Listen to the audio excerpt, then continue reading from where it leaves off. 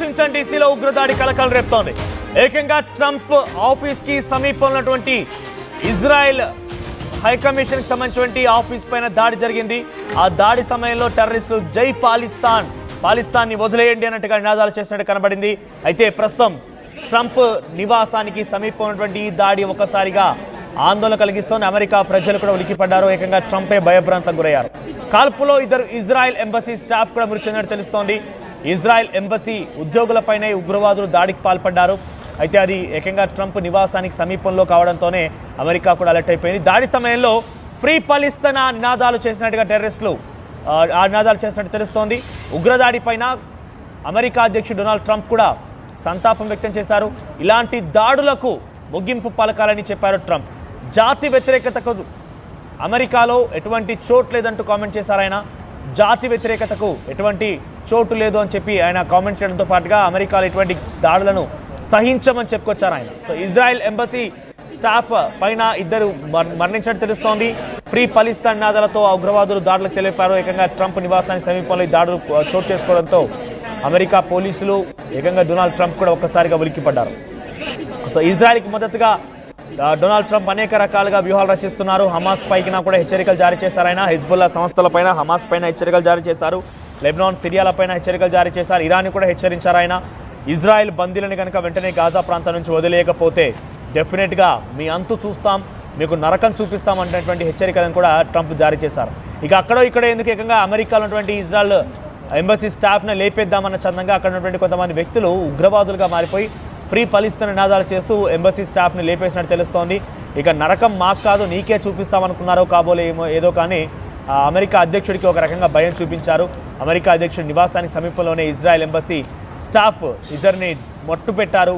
పాలిస్తీనాకు సంబంధించినటువంటి ఆ ఉగ్రవాదులు ఫ్రీ పాలిస్తీనా అంటూ నినాదాలు చేశారు. సో ప్రస్తుతానికి అమెరికాలో ఈ కాల్పులు ఒక్కసారి కలకలం రేపుతున్నాయి. డొనాల్డ్ ట్రంప్ కూడా ఒక్కసారిగా ఈ కాల్పులతో ఉలిక్కిపడ్డారు. దీనికి సంబంధించి మరిన్ని అప్డేట్స్ మా ప్రతినిధి మధు అందిస్తారు.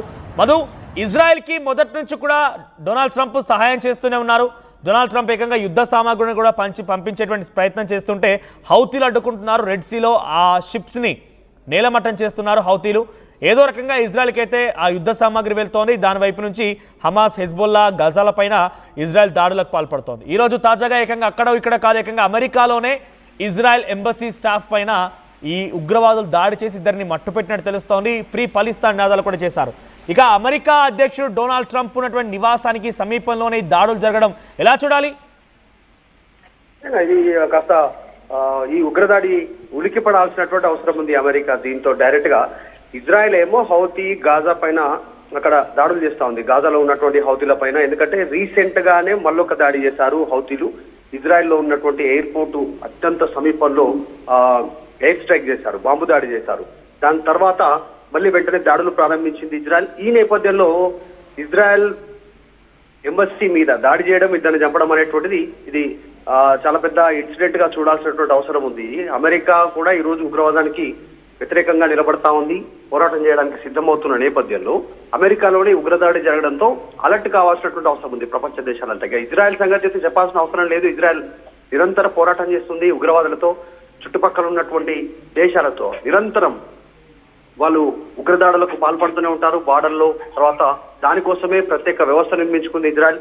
ఈ నేపథ్యంలో కాల్పులో ఇద్దరు ఇజ్రాయెల్ ఎంబసీ మృతి చెందడం అనేటువంటి సంఘటన చాలా పెద్ద సంఘటన. నిజంగా ముస్సాద్ అనేటువంటి ఇంటెలిజెన్స్, అత్యంత శక్తివంతమైనటువంటి ఇంటెలిజెన్స్ కలిగినటువంటి ఇజ్రాయెల్ కూడా గుర్తించలేకపోయింది అంటే ఈ హౌతీలు ఏ రకంగా పాలస్తీనాకి సంబంధించినటువంటి అంశాన్ని ప్రపంచానికి మరొకసారి చర్చనీయాంశమయ్యేలా అమెరికాలో ఉన్నటువంటి ఇజ్రాయెల్ ఎంబసీని టార్గెట్ చేసుకోవడం అనేటువంటిది ఇప్పుడు చర్చనీయాంశం అవుతా ఉంది ప్రస్తుతం. దీనికి సంబంధించి నిజంగానే ఇది బిగ్గెస్ట్ ఇన్సిడెంట్ గా చూడాల్సినటువంటి అవసరం ఉంది. అమెరికాలో ఎంబసీ పైన దాడి చేయడం అనేటువంటి అమెరికా ఇంటెలిజెన్స్ కూడా ఫెయిల్ గానే చూడాల్సినటువంటి సిచ్యువేషన్ ఉంది. చాలా మంది విదేశీయులను బందీలుగా పట్టుకున్నారు హౌతీలు. మనం చూసాం గతంలోనే ఇజ్రాయేలీలతో పాటు అమెరికాకు సంబంధించిన పౌరులను కూడా వాళ్ళు పట్టుకున్నారు. వాళ్ళని వదిలేయాలనేటువంటి ప్రెజర్ చేశారు.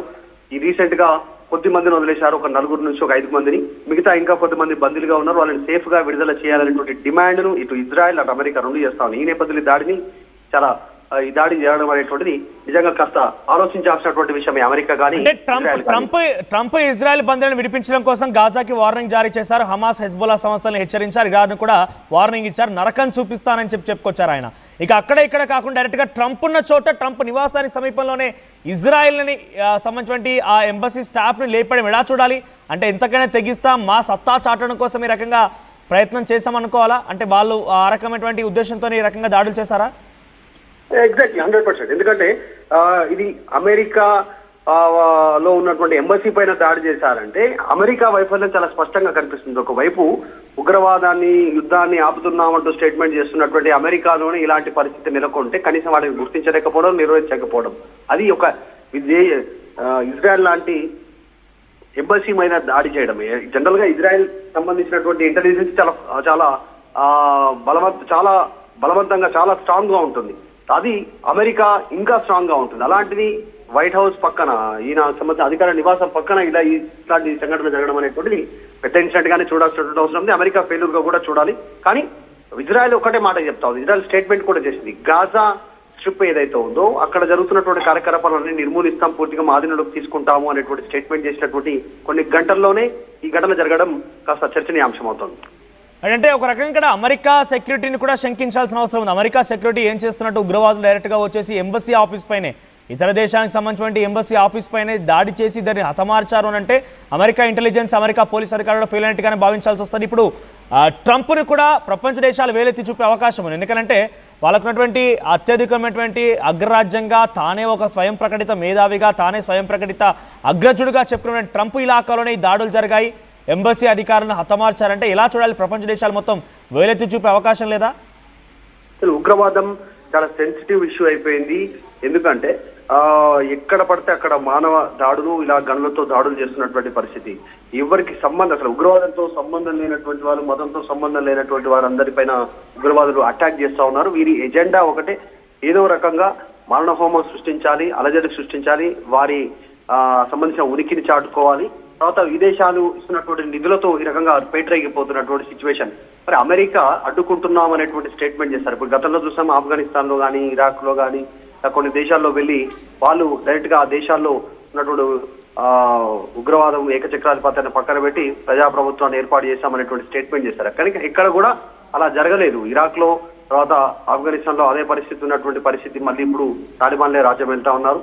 అలాంటి సందర్భాల్లో అమెరికాలోని, అమెరికా గడ్డ పైన ఎంబసీ మీద దాడి జరగడం అనేటువంటిది ఖచ్చితంగా అమెరికన్ ఇంటెలిజెన్స్, అమెరికన్ సంబంధించినటువంటి ఫెయిల్యూర్ గానే చూడాల్సినటువంటి సిచ్యువేషన్ ఉంది. దీనిపైన సీరియస్ గా ఉన్నారు ఇరు దేశాలు కూడా. అయితే ఇజ్రాయెల్ కానీ, అమెరికా కానీ ఖచ్చితంగా హౌదీల పైన ప్రతిదాడి ఉండే అవకాశం ఉంది. ప్రీ పాలస్తీన్ అనేటువంటి స్టేట్మెంట్ అక్కడ ప్రజలపైన, అక్కడ ఉన్నటువంటి ప్రజలను మానవహారాలుగా పెట్టుకొని హౌతీలు, ఉగ్రవాదులు చేస్తున్నటువంటి దాడులను వాళ్ళు అడ్డుకుంటున్నటువంటి సిచ్యువేషన్ లో ఈ ఘటన జరిగినట్టుగా కనిపిస్తా ఉంది. చూడాలి దీనిపైన ఎట్లా రియాక్ట్ అవుతారు రెండు దేశాలు. అంటే ఉగ్రవాదాన్ని అణచివేసే ప్రయత్నంలో భారత్ ముందుకు కొనసాగుతూ ఆపరేషన్ సింధూర్ చేస్తుంటే ట్రేడ్ టాక్స్ వాళ్ళని ఆపేశాను అని చెప్పినటువంటి డొనాల్డ్ ట్రంప్కి దీన్ని ఎలా చూడాలి?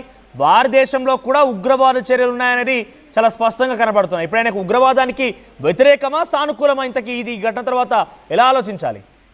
మొదటి నుంచి ఉగ్రవాదానికి వ్యతిరేకంగానే ఉంది అమెరికా. కానీ వెనకాల నుంచి ఆయుధాలను సప్లై చేయడంలో కావచ్చు, కొన్ని దేశాలను కంట్రోల్ చేసేటువంటి విధంగా ఉందనేటువంటిది మొన్న రీసెంట్ గా జరిగినటువంటి పాకిస్తాన్ మంత్రుల స్టేట్మెంట్ తో కాస్త నిరూపితమైంది. అంటే మేము ఉగ్రవాదాన్ని పెంచి పోషించిందే బ్రిటన్ అండ్ అమెరికా కోసం అనేటువంటి స్టేట్మెంట్ చేశారు కాబట్టి. కానీ ప్రస్తుతం మాత్రం WTC టవర్స్ పైన ఎప్పుడైతే దాడి జరిగిందో దాని తర్వాత అమెరికా వైఖరి మారిందనేటువంటి చర్చ కొనసాగుతా ఉంది. మరి ఇప్పుడు ఉగ్రవాదానికి వ్యతిరేకంగానే ఉంది అమెరికా. దీనిపైన ఎట్లా రియాక్ట్ అవుతుందో చూడాలి. మొన్ననే వార్నింగ్ ఇచ్చింది హౌతీలకు కానీ వీరందరికీ కూడా. ఇప్పుడు ఎట్లా రియాక్ట్ అవుతుందో చూడాలి. Right Madhu. So Donald Trump ఇప్పుడు సమాధానం చెప్పండి.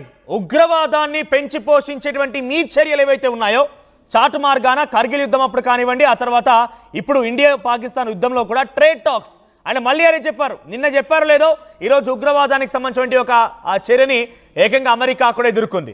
ఉగ్రవాదాన్ని అణచేసేటువంటి సమయంలో, ఉగ్రవాదాన్ని నేలమట్టం చేసే ప్రయత్నంలో భాగంగా భారత్ ఆపరేషన్ సింధూర్తో ముందుకు వెళ్తుంటే, నేను ట్రేడ్ టాక్స్, నేను ప్రపంచ మేధావిని, నా అంత గొప్పటోళ్ళు లేడు, నేనే బాగా అపర మేధావిని, నేనే ఒక స్వయం ప్రకటిత దేవుణ్ణి అనే రకంగా చెప్పుకున్న నీ అంతటి నువ్వు, నీ అహంకారానికి ఇప్పుడు సరైన సమాధానం దొరికిందా లేదా? నీ అధ్యక్షతన అమెరికాలో కూడా ఉగ్రవాద చర్యలు జరుగుతున్నాయంటే ఇప్పుడు చెప్పను, ఉగ్రవాదుల వైపు ఉంటావా, ఉగ్రవాదాన్ని అణచివేసినటువంటి భారత్ వైపు ఉంటావా అనేది? భారత్ వైపు నీ సహకారం పూర్తిగా కావాల్సిన అవసరమే లేదు, మాకు సెల్ఫ్ రిలయంట్గా ఉన్నాం, మేము దాడులు చేస్తాం, ఉగ్రవాదం అణిచివేస్తామని చెప్పి భారత్ సెల్ఫ్ రిలయంట్గా ఉంది. అమెరికా సపోర్ట్ మ్యాండేట్ అని ఎక్కడ అడగలేరు. ఇప్పుడు మీరు కూడా ఫేస్ చేశారు అంటే మీ ఇంటెలిజెన్స్ ఫెయిల్ అయింది, మీ నిఘా వర్గాలు ఫెయిల్ అయ్యాయి, మీ వ్యవస్థ ఫెయిల్ అయింది. ఇది అమెరికా అధ్యక్షుడు డొనాల్డ్ ట్రంప్ తప్పనిసరిగా యాక్సెప్ట్ చేయాల్సిందే. ఉగ్రవాద దేశమైనటువంటి పాకిస్తాన్కి సపోర్ట్ ఇచ్చేటువంటి నువ్వు నీ దగ్గర ఉగ్రవాద చర్యలుగా జరిగితే నేను ఖండిస్తున్నాను అంటాడట. మరి ఏ రకంగా ఖండిస్తారు? ఆ రోజు పాకిస్తాన్లో జరిగినటువంటి అంటే ఈ భారత్లో జరిగింది కూడా ఉగ్రవాద దాడే కదా, మరి దాన్ని ఎందుకు ఖండించలేదు? ఈరోజు నీ దేశంలో జరిగితే దీన్ని నేను ఖండిస్తున్నాను, మతపరమైనటువంటి అంశాలకు తావులేరు, ఇక్కడ జాతి వ్యతిరేక అంశాలు ఇక్కడ చేయకూడదు అని చెప్పినటువంటి డొనాల్డ్ ట్రంప్ మీరు భారతదేశంలో పహల్గామ్ ఉగ్రదాడి ఘటన జరిగితే ఎందుకు ఖండించలేరు? ఇప్పుడు మీ దాకా వస్తే కానీ తెలియదు, అందుకే అంటారు. బహుశా ఈ సామెత మీకు తెలిసే ఉంటుంది, ఎక్కువ కేసీఆర్ వాడేటువంటి పదాల్లో ఉంటుంది. సో పొట్టోని పొడుగోడు కొడితే పొడుగోడు పోషమ్మ కొట్టిందని రకంగా సామెత కేసీఆర్ వాడుతుంటారు చూసారా, అది ఇక్కడ యాప్ట్గా సెట్ అవుతుంది బహుశా. సో అటువంటి సామెతనే ఇక్కడ చెప్పడం జరిగింది. డొనాల్డ్ ట్రంప్ ఏకంగా నరకం చూపిస్తానని చెప్పి ఇజ్రాయెల్కి సపోర్ట్గా ఆ దేశాలపైన ప్రయోగిస్తే ఏకంగా ఆ దేశాలు ఏం చేశాయంటే నీ దాకా వచ్చి నిన్నే కొడతాం, నేను ఏకంగా కుంభస్థానాన్ని బదులు కొడతామని చెప్పి ఆ దేశాలు ఉగ్రవాదులను పంపించేసి అమెరికా అధ్యక్షుడి నివాసానికి సమీపంలోనే, ఆయన ఉండేటువంటి నివాసానికి సమీపంగానే దాడి జరిగిందట. ఇజ్రాయెల్ ఎంబసీ స్టాఫ్ని హతమార్చారట. ఇక్కడ చూడండి ఏం చేశారు, these horrible DC killings based obviously on anti-Semitism must end. Now hatred and radicalism have no place in the USA. USAలో రాడికలిజం ప్లేస్ లేదు, కానీ భారత్లో ఉండాలా? నీ ద్వంద్వ వైఖరి ఏంటి? నీ దాకా వస్తే కానీ అర్థం కాలేదా? యుఎస్లో రాడికలిజంకి హ్యావ్ నో ప్లేస్ అట.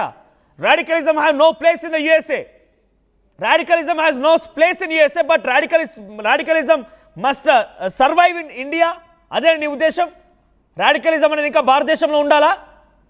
నీ ద్వంద్వ వైఖరి నీ దాకా వస్తే కానీ తెలియలేదానికి. ఇప్పుడు ఉగ్రవాద చర్య అక్కడ జరిగితే కానీ ఆయనకు ఉగ్రవాదులు అంటే ఏంటి, ఉగ్రవాదులు అంటే ఏం చేయగలుగుతారు, ఉగ్రవాదం వల్ల దేశానికి ఎంత పెను ప్రమాదం అర్థం కాలేదు. ఇంకా నెక్స్ట్ చూడండి ఏమంటున్నాడు, condolences to the families of the victims, so sad that such things as this can happen, God bless you all అంట. ఇక్కడ కూడా ఆయన నేను దేవుడిని అన్నట్టుగా మాట్లాడుకుంటున్నాడు ఆయనే. సో ఇదే అహంకారం ట్రంప్ని బ్లాక్ డేస్ రాబోతోంది. ట్రంప్కి త్వరలోనే బ్లాక్ డేస్ రాబోతున్నాయి.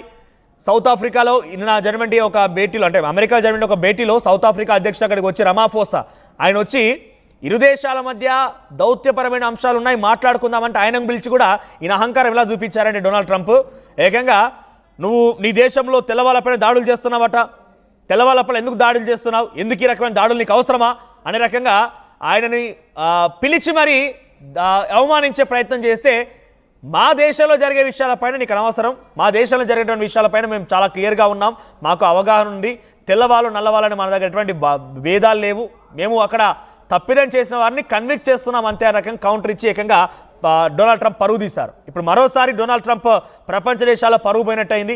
ఇంటెలిజెన్స్ నిఘా వర్గాలు ఫెయిల్ అయ్యి అమెరికావి, ఆయన వ్యవస్థ ఫెయిల్ అయిపోయింది, ఆయన అహంకారానికి కూడా ఇది ఒక సమాధానంగా కనిపించింది. So Donald Trump there should be no radicalism in USA అని చెప్పేటువంటి మీరు రాడికలిజాన్ని భారత్లో ఎలా ఎంకరేజ్ చేయమంటారు? పాకిస్తాన్ ఉగ్రవాదులు వచ్చి మాపై దాడి చేస్తే ఎందుకు మౌనంగా ఉండాలి? నువ్వు వచ్చి ట్రేడ్ టాక్స్ చేయడం వల్ల మేము ఆపరేషన్ సింధూర్ని ఆపేసామా, యుద్ధాన్ని ఆపేసామా? తనంతట తాను ఏదో చెప్పుకుంటూ కవింపు చర్యలకు పాల్పడుతూ ఒక దుస్సాహసానికి వెళ్తున్న డొనాల్డ్ ట్రంప్ ఇక్కడ డైరెక్ట్గా డొనాల్డ్ ట్రంప్ని ఎందుకు మాట్లాడుతున్నాను అని అంటే డొనాల్డ్ ట్రంప్ ఆయన కూడా మనం మొదట్లో సహకరించాం, చాలా మంచివాడని చెప్పుకొచ్చాం, అమెరికా అధ్యక్షుడిగా ఆయన అవుతే బాగుంటుంది అనేటువంటి ఆలోచన ఏకంగా ప్రధాని మోదీ కూడా చేశారు. అటువంటి సందర్భంలో నుంచి ఇప్పుడు ఎందుకు వ్యతిరేకించాల్సి వస్తుందంటే పాకిస్తాన్తో భారత్ని పోల్చడం ఎంత దుర్మార్గం. మరి భారతీయుల యొక్క ఆత్మగౌరవం దెబ్బతీసే విధంగా పాకిస్తాన్ని భారత్ని పోల్చి చూస్తారా? ఇంకా ఇటువంటి అంశాలు చాలా ఉన్నాయి. ఆయన ఏకంగా ఏమన్నాడంటే నేను భారతదేశంతో ట్రేడ్ టాక్స్ మీరు ఆపకపోతే మీతో బిజినెస్ బంద్ చేస్తానడం వల్లే మా ప్రజల ప్రాణాలు పోయినా ఏం కాదు, పాకిస్తాన్ ఉగ్రవాదం వచ్చి మా ప్రజల ప్రాణాలు తీసినా ఏం కాదు, మీరెక్కడ ఏం చేసినా ఏం కాదు, కానీ నేను బిజినెస్ చేయమని చెప్పడం వల్లే వాళ్ళంతా వెనక్కి తిరిగి వెళ్ళిపోయారని చెప్పి డొనాల్డ్ ట్రంప్ చెప్పుకొచ్చాడు. ఇటువంటి దురహంకారికి ఇది డెఫినెట్గా ఒక గొప్ప సమాధానమే. సో ఇజ్రాయెల్ ఎంబసీ ఆఫీస్ కూడా అక్కడైతే ఇప్పుడు జరిగిందో ఈ యొక్క దాడి జరిగిందో ఉగ్రదాడి, ఆ ఉగ్రదాడి జరిగినటువంటి సమీపంలోనే ట్రంప్ నివాసం ఉంది. ఆ నివాసానికి సమీపంలోనే ఇద్దరు ఉగ్రవాదులు కొంతమంది ఉగ్రవాదులు అక్కడికి వచ్చి ఇజ్రాయెల్ ఎంబసీ ఇద్దరు స్టాఫ్ని మట్టుబెట్టడంతో ఒక్కసారిగా డొనాల్డ్ ట్రంప్ ఉలిక్కిపడ్డాడు. ప్రస్తుతం అక్కడ అమెరికా ఇంటెలిజెన్స్ నిఘా వర్గాలు కూడా ఫెయిల్ అయ్యానడానికి ఇది ఒక గొప్ప నిదర్శనంగా ఉంది. సో ఏదేమైనా కూడా ఉగ్రవాదులు ఎక్కడున్నా వాళ్ళంతా కూడా ప్రపంచానికి ముప్పే, సామాన్య ప్రజలకు ముప్పే అనే అంశం మరోసారి తేటతెల్లమైంది. కాబట్టి ఇకనైనా డొనాల్డ్ ట్రంప్కి ఒక మేల్కొల్పు జరుగుతుంది, డొనాల్డ్ ట్రంప్కి కొంత అవగాహన వస్తుంది, ఇకనైనా బుద్ధి వస్తుంది, ఇకనైనా కొంచెం బుద్ధి తెచ్చుకొని ఆయన ఉగ్రవాదాన్ని మట్టుబెట్టే క్రమంలో ఎక్కడున్న ఉగ్రవాదమైనా అది ఏదైనా కానీ ఉగ్రవాదాన్ని అణచివేసే క్రమంలో ఉగ్రవాదాన్ని మట్టుబెట్టే క్రమంలో ఆయన వంతు పాత్రగా కూడా తీసుకొని ముందుకు వెళ్తారు అని చెప్పి ఆశిద్దాం. లేదంటే కనుక ఇటువంటి ఉగ్రవాద చర్యలు ఇంకా కూడా జరిగే అవకాశం ఉంది.